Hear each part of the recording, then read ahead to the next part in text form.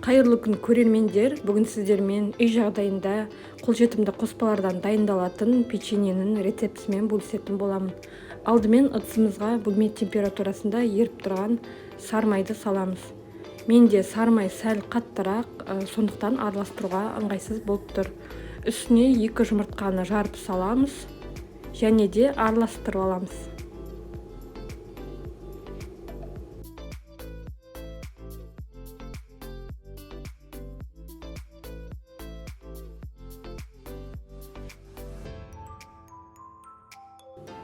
Мен барлық қоспалардың барлығын алдын ала өлшеп даярлап алдым.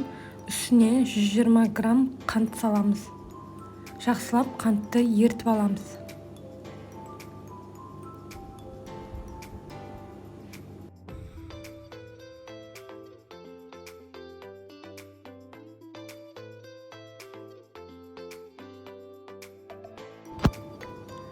Келесі кезекте кукурузный крахмал саламыз, немесе оны картоп крахмалымен алмастырсаңыз болады.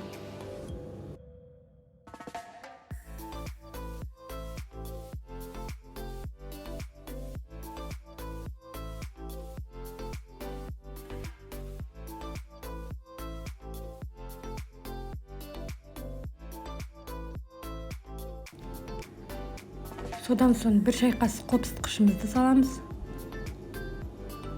Тағы да араластырып аламыз.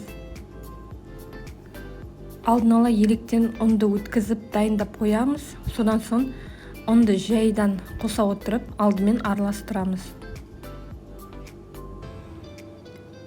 Жақсылап араластырып алған соң қолымызбен жұмсақ етіп қамыр илеп аламыз.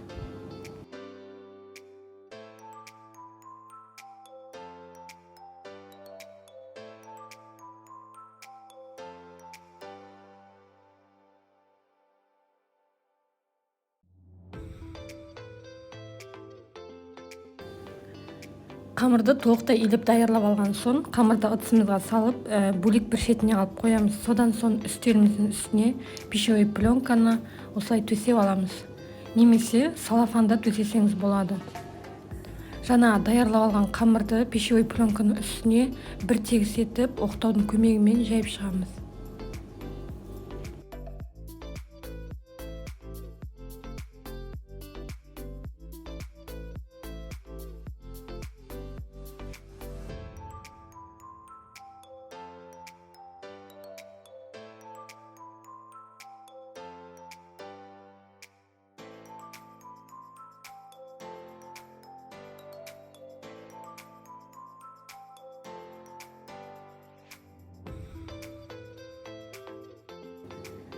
Міне осылай тегістеп барлығын айналасын түзетіп, қазір кесуге ыңғайлы болу үшін даярлап жатырмын.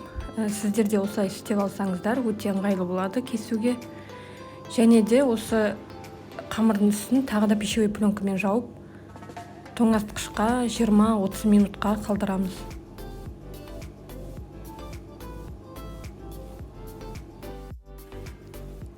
Міне қамырда дайын болды. Кесуге өте ыңғайлы, қатып шықты. Пищевой пленкадан босаттым. Ұзындау соломка тәріздес етіп кесіп шығамыз.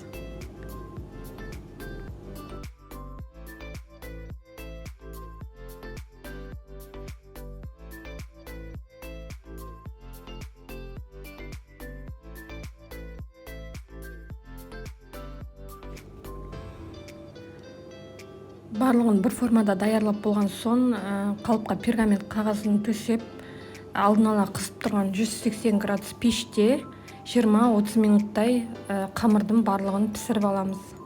Сәл қызарған соң аламыз. Міне осындай болып шықты. Өте дәмді болып шықты. Алдын ала ертіп алған шоколадта жаңа дайын болған печеньеміздің барлығын бұлғап шығамыз. Сол кезде печеньеміз кішкене өте дәмді әрі әдемі болып шығады.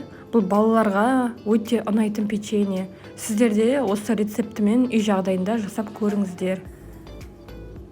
Өте тез әрі үйде бар қолжетімді қоспалардан дайындалады. Міне барлығын дәл осылай даярлап алдым. Өте дәмді әрі әдемі болып шықты. Видеоны менімен бірге соңына дейін көріп шыққандарыңыз үшін көп рахмет.